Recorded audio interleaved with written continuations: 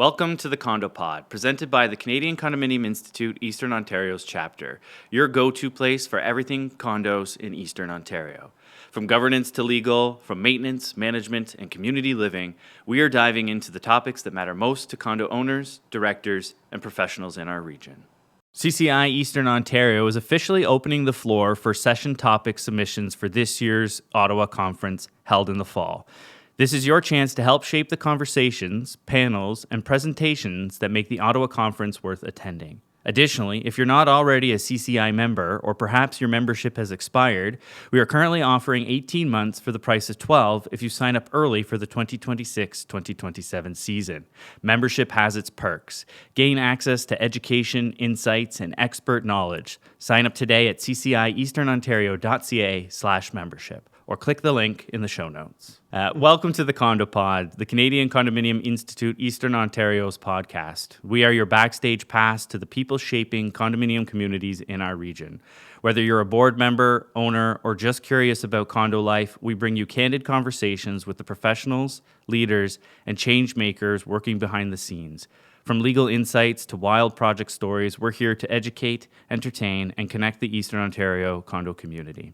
I'm your host, Joshua VanHooydonk, and today with me I'm sitting down with Jerry Bordeaux, a condo problem solver, philosophy enthusiast, and the kind of person who instills the confidence of a flowing red cape. Stay with us as we get to know Jerry a little bit more. Jerry is the owner, operator, the guy at Bordeaux & Company, and I'll let Jerry kind of share what that is. Sure, I'll do that, and I leave out any references to Superman. I'll leave. I don't quite accept that, but thank you. So Bordeaux & Company, without getting into too much of a thing here, is something I started a little less than a year ago that provides specialty services, condominium management services to condo corporations that have either problems, complex issues they're going through, maybe a construction defect or some litigation, but also just for condos that want to make sure they're doing the right thing in their planning and general governance. I'm always happy to talk to people about any of those issues. Yeah, so I mean, for those that haven't had the opportunity to speak with Jerry or run into him at one of the conferences, Jerry's expertise is just kind of having a knowledge base that's quite broad, and being able to kind of hone in different areas that perhaps a manager who's still growing and getting into their experience has not yet had the experience with, right? Yeah, that's fair to say. So I'm a big proponent of division of labor, and I think that condo management has grown so much just since I started doing it, which is about 10 years ago, and it's becoming a profession, and we should treat it like a very serious profession. Yeah. We're taking care of a massive asset for a lot of unit owners who might have different economic situations, right? And I take that responsibility really seriously, as I know many or most of my peers, I should say, do. Right. However, I think part of that is wondering, are we setting up our profession correctly? And when I look at other professions like engineers and lawyers, accountants, doctors, right, they all divide labor up, right? You're not going to have the same doctor looking at your foot as operating on your heart. Right. And that's not to say the foot guy is not as good as the heart guy or something like this. They just know different, they've studied different things and have different interests, right? So this was sort of the genesis of my company. There are things like you said, they're broad in topic, but really the thing that ties it all together is that I have an acute interest in the more complex issues in condos. Right. And so I focus on that. I encourage other managers to focus on that. I am always happy to train other managers on this stuff for free. Right. Right? Because I care about pushing forward our profession, right, and making it a real respected profession that has your operations expert. And that's not me. Right. Like I'll tell you that right now. That's not me, right? And then you've got somebody who is really into planning strategy for the condo. That's a little more me, right? A communications person, right? Communications in condos it's so important. Correct. And very challenging. It's super challenging. Right? Because you're trying to dispense enough information to the ownership so they understand what's going on, but not get too technical into the weeds. But there are some owners that want the technicality, so there is that fine balance of kind of... And you know what? It's an area where I struggle in sometimes too. Right. Because I get into a lot of very contentious issues. And so I end up getting used to writing, and I think a lot of managers fall into this in a very legalistic way. Right. And very formal. Very formal, unimpeachable, almost like, I hope, trying to...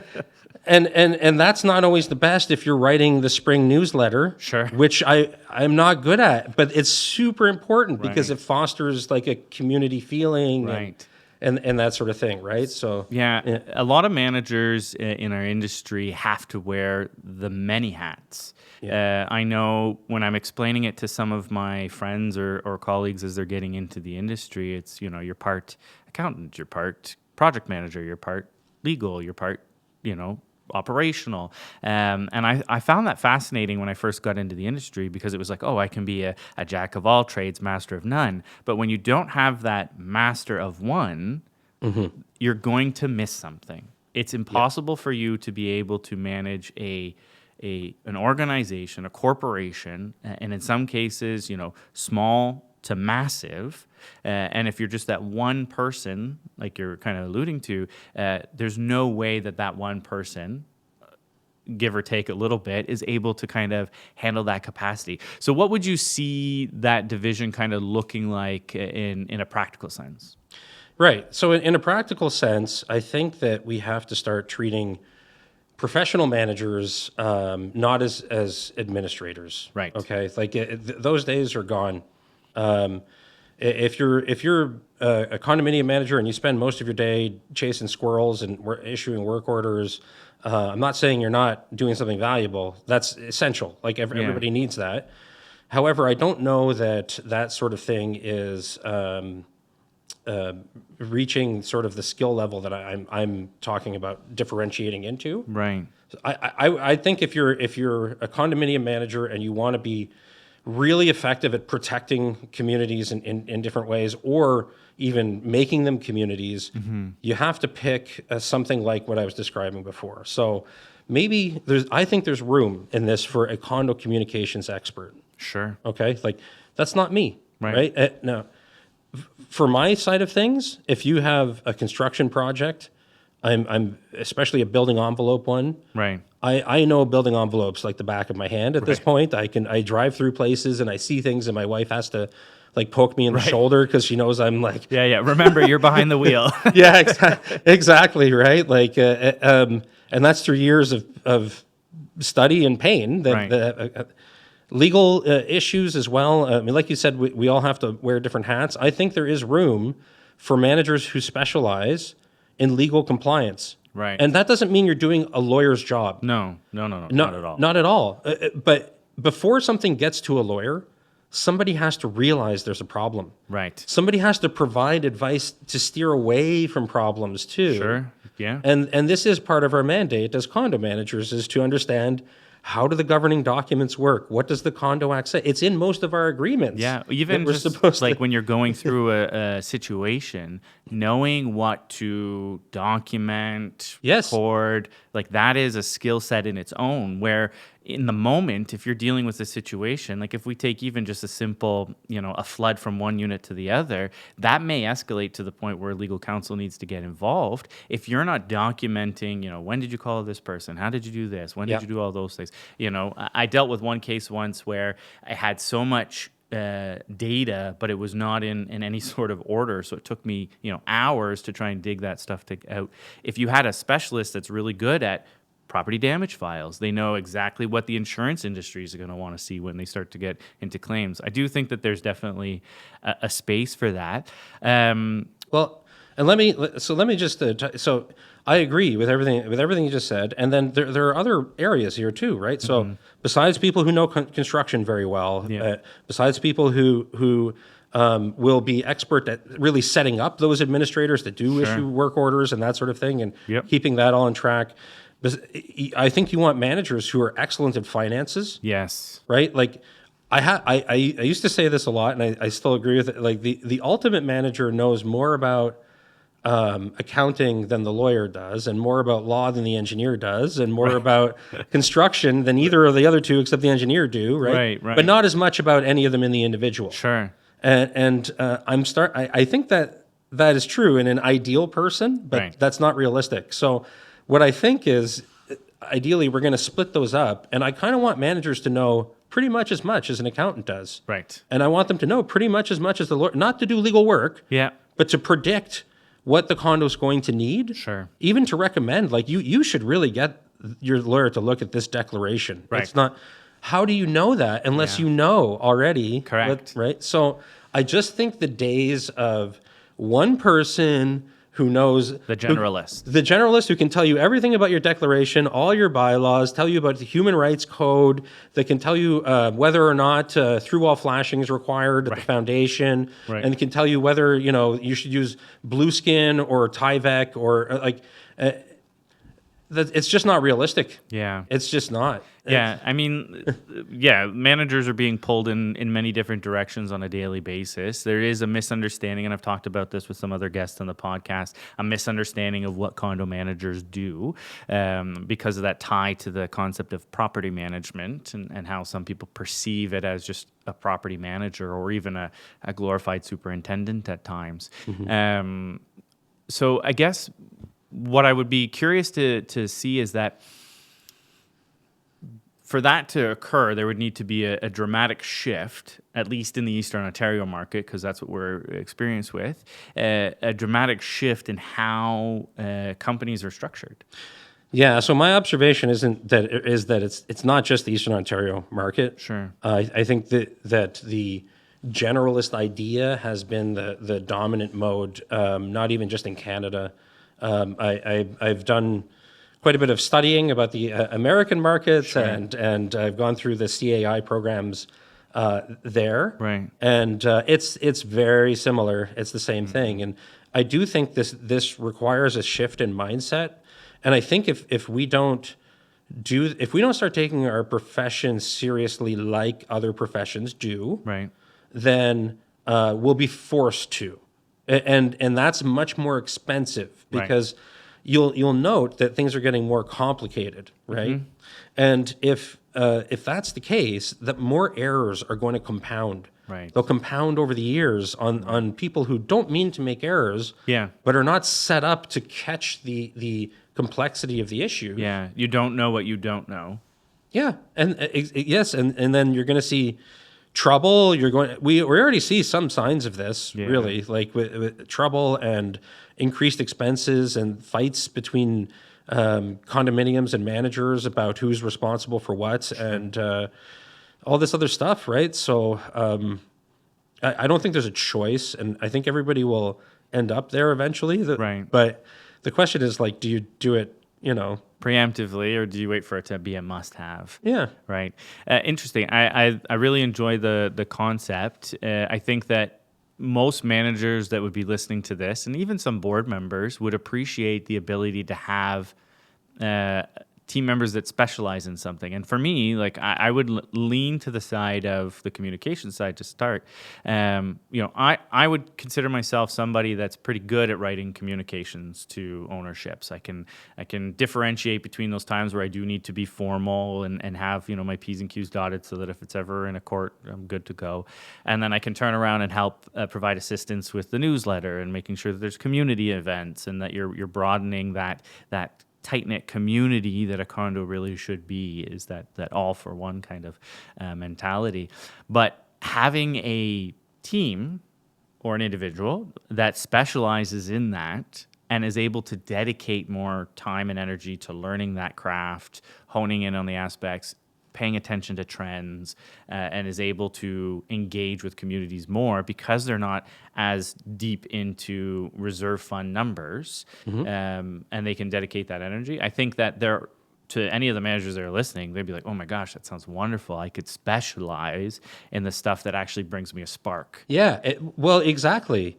I think if we talk about burnout a lot in this industry, And there's a lot of there are a lot of studies on burnout. It's not a new topic, but a lot of those studies show that the more agency you feel over the problems you're faced with, the less burnout you get, and you'll typically feel more agency if you're engaged in a topic you understand and that you've delved into and have confidence in. Yeah. Right. So. I just don't think that every manager should be expected to chair an AGM. Right. And that doesn't mean that manager is useless. It's quite the opposite. Right. They could be excellent at all kinds of other things. Yeah, and maybe public speaking just isn't their forte. That's right. Yeah. I think there's so much room to improve the service that condos enjoy by incorporating more specialized work into this. And I encourage managers too, don't wait for your company to do this. Sure. Right? Like, if you love reserve fund studies, right?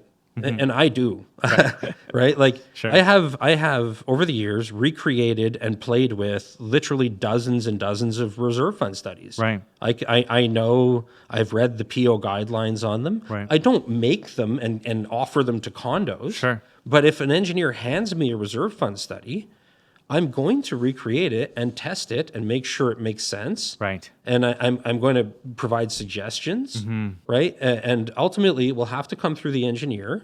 But boards really appreciate when a manager, doesn't have to be me or anything, it's just when a manager bites into something, because we're really there to watch out for them. Yeah. There are award is too strong of a word because they have agency too. Yep.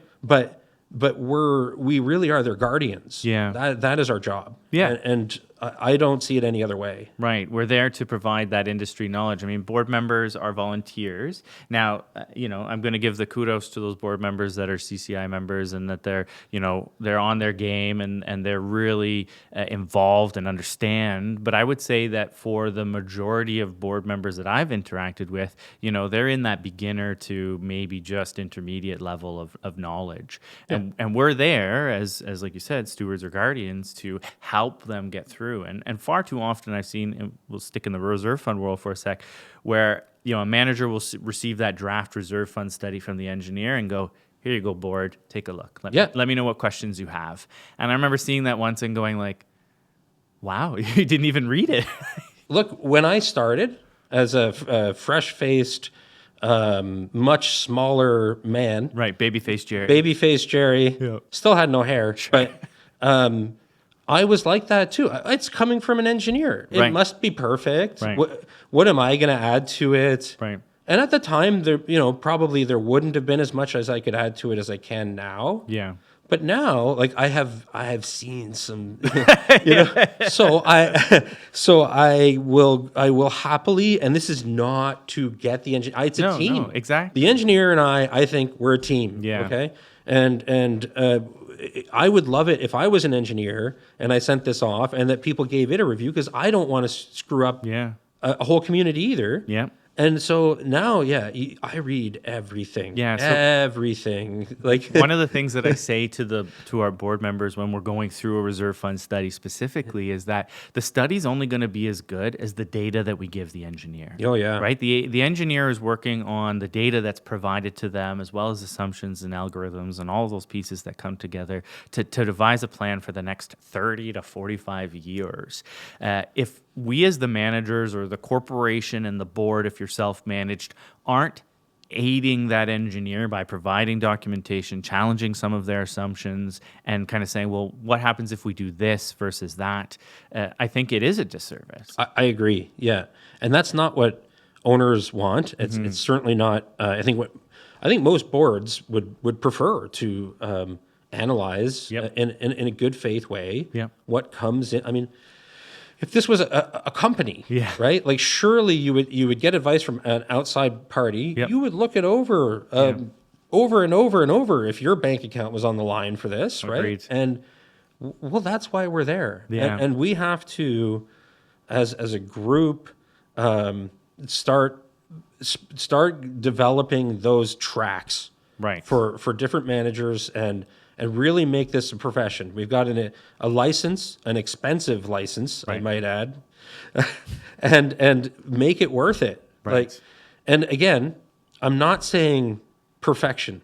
You know? I have made loads of mistakes in my life. Sure. Everybody has, but that means engineers make mistakes. Right. Lawyers make mistakes. Sure. Right. Accountants, well, they don't make any mistakes. Right. But 1 + 1 will always equal 2. So it's not like I'm not sitting here saying don't trust your engineer or your lawyer or your accountant. No, not at all. In my experience, most of the professionals in condo land are really they would like to do. They know their stuff and they're there to help. But like I said, if they don't have the data, like you, as a manager and especially a board of directors, I mean, we work with one client where there's a board member who's been standing on the board for 15 years. That is corporate knowledge. That is understanding that community better than anybody would. So if they're not bringing their knowledge into that piece, they're simply saying, okay, here's a purchase order, go do our reserve fund study and come back. Or here's a purchase order for our fiscal year end audit, come on back. And then we just accept it at face value. That's not what we're saying here. We're saying is that take that information in, review. There may be errors, mistakes, or assumptions that were made that were incorrect. And you as the manager or the board of directors in self-managed condos, you're responsible to try and kind of work with that professional there. And then to the vein of what you're speaking of is the industry as a whole from a management perspective, is that if the manager is being asked to be on the spectrum of knowing everything, they don't have the capacity or the bandwidth to be able to catch some of that stuff. That's right. So they're not pushing, but they're moving things along that conveyor belt a little quicker because they have to get their attention somewhere else. Yeah, they don't have it exactly. It's exactly my experience. That managers, it's not that they want to move things along that conveyor belt because they're lazy or something. Yeah. No, quite the opposite. If you're hanging in there as a manager in this industry, you are stress resistant. You are engaged in some way. You are an engaged person. Yeah. Or you're not going to make it. Correct. And so when you see somebody like that slide something along, it's usually because they have to. Yeah. It's either they don't have the ability to look at it quickly, or they don't have the ability to look at it because there's no time, or they just don't have the ability to look at that particular thing because it's not something that they've been taught or run into. Or had the opportunity to run into is a great example, right? Like exactly. In my career, I've had limited experience with turnover from developer. Right. So if we're in a scenario where turnover from developer, and I attended a recent manager series put on by one of the legal counsel firms, it's a sponsor of CCI, and they were talking about amending joint use agreements, shared use agreements, and whatnot. And they flagged something. And I remember in that situation, I'm today years old when I learned that. Yeah. And it was critical. It was huge. It was instrumental to that very first year of a condo being in existence. But because I'd never had to pass by it, I never would have saw it. Yep, absolutely. Your logo could be right here. Your brand can be featured in multiple episodes of The Condo Pod, reaching condo managers, board members, and industry professionals across the region. It's the perfect way to showcase your expertise and support meaningful conversations. Be part of the voice of this rapid growing community by becoming a sponsor today. Yeah, it's a complicated, messy endeavor. Right. Running a condo, it just is, and I think that people know that. Right. And the question is what to do about it. And I think one of the things to do about it is to specialize. And you know what? I really encourage managers to take agency over this. Right. It'll be good for you. It'll be good for your career, even if you don't stay in condo management. That, like, for example, the auditor hands you the draft financial statements. Mm-hmm. If you don't understand those financial statements, if you can't make sense as to what the adjusting journal entries are and why they were made and the logic behind it, stop and learn. Ask questions. Figure that out. Don't just shuffle it along. Mm-hmm. And if you like that type of thing, become that person. Right. Hand me like, you over the fellow manager, Yeah. hand me those financial statements. I love going through that. Sure. I will let you know if I see anything crazy. Right. And vice versa. If you're somebody that's really good, like I like to think that one of my skill sets is being able to help develop an annual plan of preventative maintenance for a corporation. So if you're struggling with your property and being able to put that annual maintenance plan together, let's sit down. I love dark roast coffee. That's all it's going to take for you to get me in. And then we sit down and we go, okay, here's where you can structure this, change that around. Oh, do you have this equipment, et cetera? So helping each other out in the industry, I think, is also very important. And I would lean into being able to have those people that are a little bit more specialized. So you've been in the condo world for how many years now, Jerry? It depends on where you start counting. So as a manager, about 10 years. Okay. And then before that, I was a contractor. Right. Working on just condos, building maintenance stuff. Sure. GC. Fix the wall.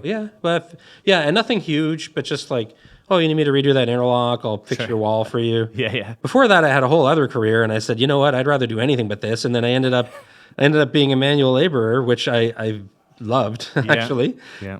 And through that, I got to know condos and condo managers, Right. and it just sort of took off from there. And it clicked. It just kind of made sense. Because I would say that, for myself, you and I have worked together in the past, and you're definitely somebody that I would go to have engaged debate about how to do something or understanding something a little bit more. So it's definitely clicked for you. I would say that a lot of managers, especially in the Ottawa market, to kind of lean on you as well. And I love them for it. Yeah, of course. And I don't always charge for that. Right. I just love it. I love helping. Anyway, I love explaining stuff. So I guess my question would be is that, like, with having been in the industry this long, is there something that, like, obviously we're talking about how we can do the division of labor and how I think the industry can make some changes as we grow and become, a little bit more dialed in with all the changes and regulations in the condo world. Is there something that you wish you could say specifically to board members? Like, we focused so far in our conversations regarding the condo manager, the manager experience, but a lot of board members are CCI members as well. Absolutely. So what can they take from this type of conversation to aid in that kind of growth for a condo space? So one thing, it would be very easy for me to say, don't undervalue management to make sure you're paying, something reasonable to get a competent person in there. Sure. And that is true. And we could talk about, the pricing of condo management service. It might be interesting to people. Sure. But there are certain free things that you can do that I would recommend board members do. For one thing, I think it's great if board members are just as interested in financial statements as managers, but that's asking a lot. They've got a whole other job. But make sure your condo manager, that you get a sense that they're engaged, they have your interests in mind, right. that they are treating your property like something they care about. Right. And that would be my primary advice for dealing with condo managers and condo management companies.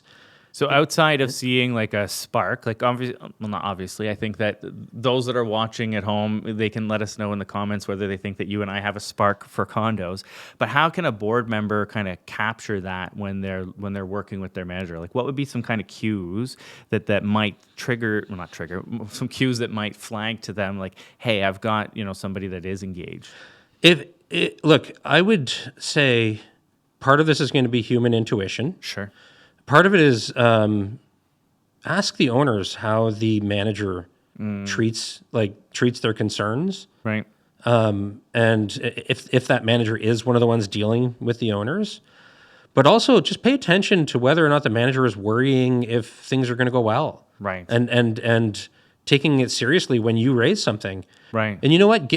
Test them. Sure. And I don't mean like give them a quiz, 60-page quiz. Yeah. No, number 2 pencil only. Yeah, but ask them what are you thinking about our condo? Like, right. Do you have any ways you would improve with it? Are you worried about anything? Right. Here, like, are you and see what they say. And one thing I really I do with other professionals.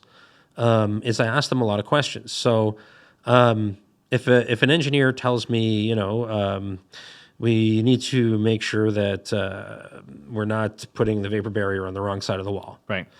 I'm like, okay, great. Why? Right. Right? No, they're right. I mean, even just the way I phrased that, you would always want to put it on the right side of the wall. Right. But like, which side of the wall is the right Right. side, What's whatever, the right? right side, yeah. I want to know why. Now, even if I don't understand everything they say to me back the first time, I want to make sure they have an explanation for it, because a person that cares about the advice they're giving has thought deeply about that advice before they gave it. Right. Rather than that's just how it's done.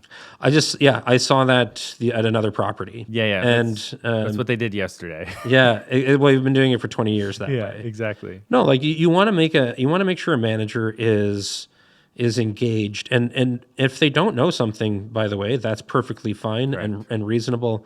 And boy, like I have personally said that repeatedly, even recently. Yep. Right, and I'll always be saying that, I'm sure.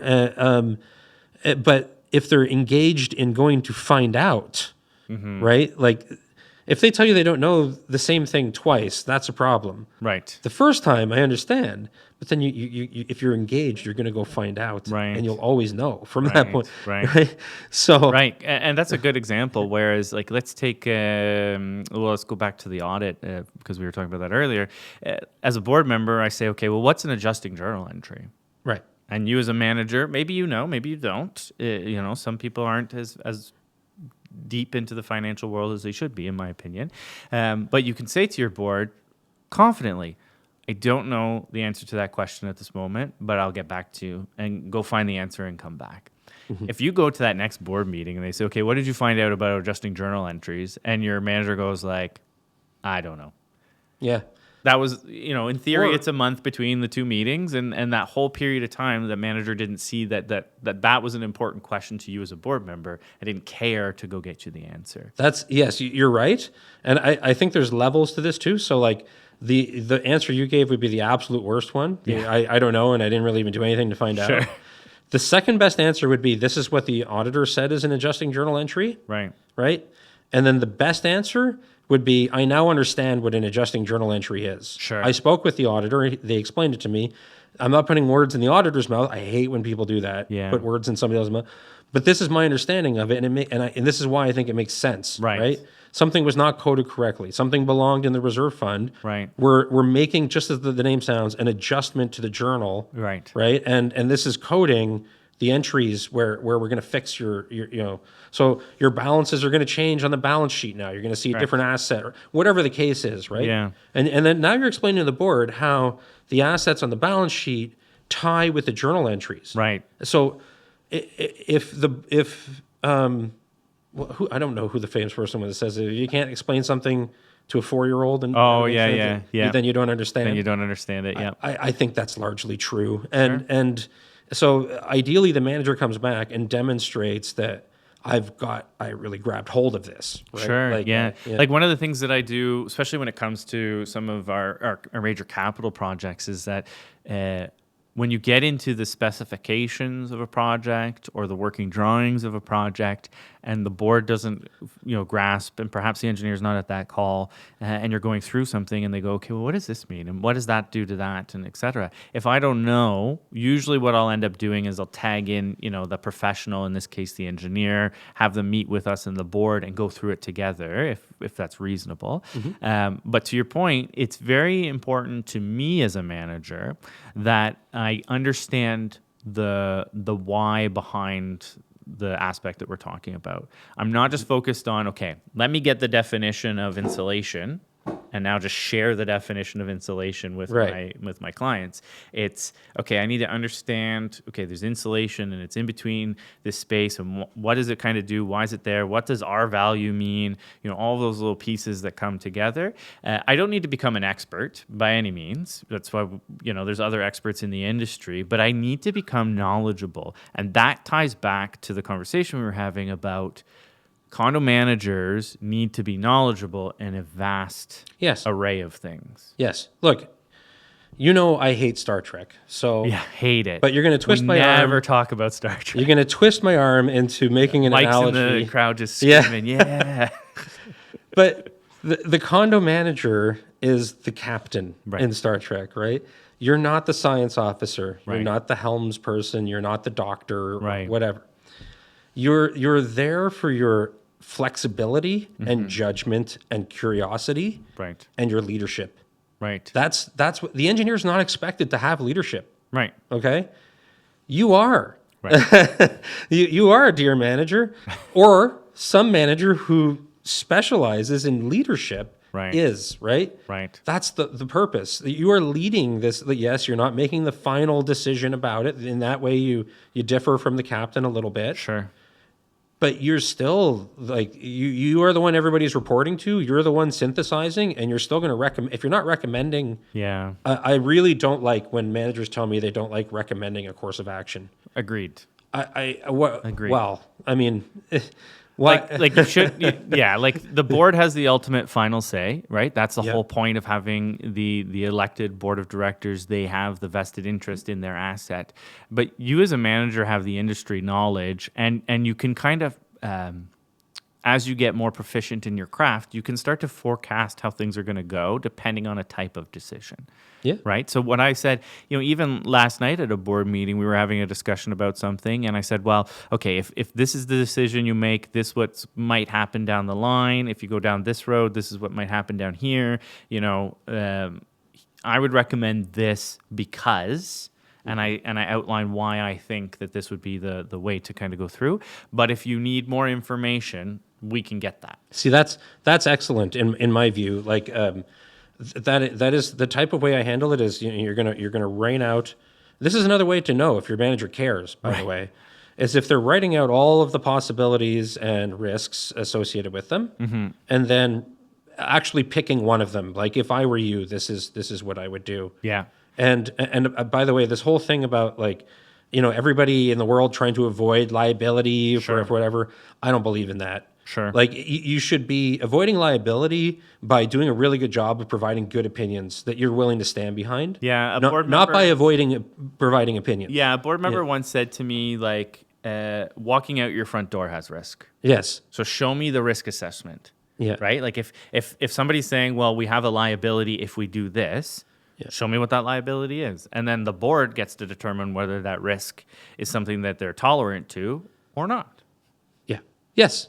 Right. And I thought that I was like, wow, I never thought of it that way. Because, especially as a younger professional in the industry, I was like, okay, I really don't want to get sued ever. And I really don't want to be I don't want to screw up. And I do have a sense of pride in my work. And I want to make sure that these communities are kept safe to the best of my ability.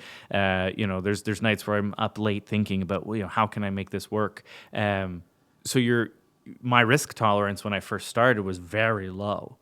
Right, because I didn't have the knowledge, the experience to be able to say those things, and now I've seen some stuff. Yeah. We're at a stage now where I can explain to these boards, okay, well, this is the risk, right? This is the potential options that you're going to have. Here's the scenario. We go down this. Which one seems a little bit more of an appetite to you, and based on, we can leverage it against your financial position, we can leverage it against the community's perspective, all these things. And then I always say, if you're not ready, based on our conversation, if you're not ready to make a vote today, don't vote. Tell me what piece you're missing, and I'll go help you find it. Whether that's bringing in an expert, like legal counsel, bringing in the engineer, the accountant, the general contractor, the guy with the snow shovel. Yes. Whatever those experts are, because they should be, proficient in their field, I'll bring them in to fill in the gaps. Yeah, I agree completely. Now, as much as I'm saying managers should specialize and jump into these things and really understand a lot, part of being the captain is knowing how to make an away team. Yeah. And if you know that you're going to need the science guy or whatever, the building envelope guy or the accountant right? Yeah, you need to know when to bring the team. Right. And ideally in a good condo, it is a team. Yeah. So. Yeah, and I think that managers, if you could take something away for kind of the today moment, and boards as well. The manager and the board are the team, right? You're a team together. Have a discussion as a team as who's got those skill sets now. right? Do you have a member on the board that loves to go into the financial statements? You know, I had with one community that we used to manage where the treasurer every month would come with like a true treasurer's report, had, you know, all of, well, this needs to move from this one. So they knew adjusting journal entries, you know, hey, these checks still haven't been cashed. Can we check in on those? That's perfect. Yeah. Right? That member is now taking on some of the responsibility of their community. It offloads some of that pressure from the manager so they can focus on some of the other pieces. They still understand what that treasurer is talking about, but you can kind of have that division of labor at a smaller scale when you're dealing with something like that. I think that, you know, some communities may hear this conversation and think, oh my goodness, now I need to have, you know, this expert and that expert and this expert, and they just hear cha-ching, cha-ching, cha-ching. That's not what we're talking about. No, I mean, look, there might be times when you do need to spend money on an expert. Correct. But what I mean is, what I'm talking about more so is, again, we're without getting into the way condo management is priced. Yeah. Is dividing up who you're paying, right? So like, if I'm making this up, if you're paying $40,000 a year for management services, what I'm suggesting is that like 20,000 of that goes to whatever you need there, and then 20 is reallocated to, and you're gonna have two people there. Sure. Maybe they're making, this is very stupid and Back simplistic, in napkin math. yeah, but maybe they're making half each on your property, but then they can go do something else for another property, Right. right? In their specialty. In their specialty, exactly. And by the way, I just wanted to say, I think directors that take agency and also demonstrate care in the way that I'm describing that managers do are excellent. Yeah. I love having engaged, good faith directors on a property. It makes life so much better. Correct. But I don't want to shame anybody that doesn't have time for that either. Agreed. Right? We're happy that we have directors willing to step forward. Up, yeah. Because we are seeing in some communities now that it is a little bit more challenging. I would say smaller communities struggle with it more than the larger ones, just simply because of the numbers. Yeah. But getting somebody to be on the board and then be engaged. And engaged can be a spectrum. It doesn't mean that, okay, well, you know, as a board member, I need to be putting in 20 hours a week going through documentation and all these sort of things. No. If you're a board member that wants to participate in the board meetings, be engaged in that conversation, prepare in advance by reading the materials, please. Yeah. That's sufficient, right? But if there are board members, and we all have them in our client base as managers, that are engaged, understand what's going on, have the best interest of the community at heart, it does make things a lot easier and smoother for the corporation. The number one way that I judge whether I like working with somebody at a condo, the first thing is, do they care? Right. That's the number one thing. Did you read my management? That includes engineers, lawyers, like whatever. I mean, contractors, especially contract. Sure. Do they care about what's happening here, or are they just showing up for work? Right. Right. And it makes a big difference. And you can work on a lot of other stuff if the person cares. Yeah. Like it makes a very big difference. Agreed. Yeah. Okay. Well, Jerry, I think this has been a fantastic conversation about, you know, where the industry should be and should be going. I love the idea of creating a different type of spark for the managers, because the managers, you know, I don't want to sound like a broken record when we say this, but the managers are going through a bit of a crisis right now when it comes to burnout and retention. Becoming a manager and being a manager, there's very limited entry into the industry that's kind of like that spark of doing that. Now, introducing the idea of a specialist rather than the generalist, I think, is an interesting way for us to try and look at that problem. If people want to reach out to you, connect with you, how do they go about doing so? You can find me on LinkedIn very easily. Also, I have a website. It's I can't remember what it is. BordeauxandCompany.com. We don't visit our own websites very No, I don't. I don't spend a lot of time typing that in or looking at my own website. Yeah, so probably LinkedIn's the easiest, and then my website are the easiest ways to get hold of me. And if I have 10 seconds, just if there's any manager listening to this, imagine your life where you get up and instead of doing something grinding and crushing, you're going to have the same amount of work, but you're going to do something you're actually interested in doing and that you are built to do. Right. How would your life change tomorrow? right? Like you'd feel better. You would. It would fix so Can't many. say anything after Yeah. That's my main, I think, message. Care and about your clients and treat them like a precious, and then yeah, like if you're good at that, go in that direction. Right, and specialize in that. Specialize in that category. Don't lose your skill set in the others. Don't by lose any the means. spark. You Yeah. know, and keep the spark going there. Okay, so this has been the Condo Pod by Canadian Condominium Institute, Eastern Ontario's chapter. Just a reminder that if you are not a member yet, or you're looking to renew an expired membership, we currently have a deal on where we're offering 18 months for the price of 12 if you sign up early for the 2026-2027 season. Remember, membership has its perks. You gain access to education, insights, and expert knowledge. You get first invites to events that CCI puts on, and keep your calendars marked for September of 2026. That's when we're doing the Ontario conference. And for the first time, we're officially opening the floor to session topic submissions. If you want to get involved, head to ccieasternontario.ca. Thanks for tuning into the Condo Pod, your source for all things condo in Eastern Ontario. Be sure to subscribe so you never miss an episode, and share this podcast with your fellow condo community. For more resources and upcoming events, visit us at ccieasternontario.ca. Until next time, stay informed, stay connected, and keep your community strong.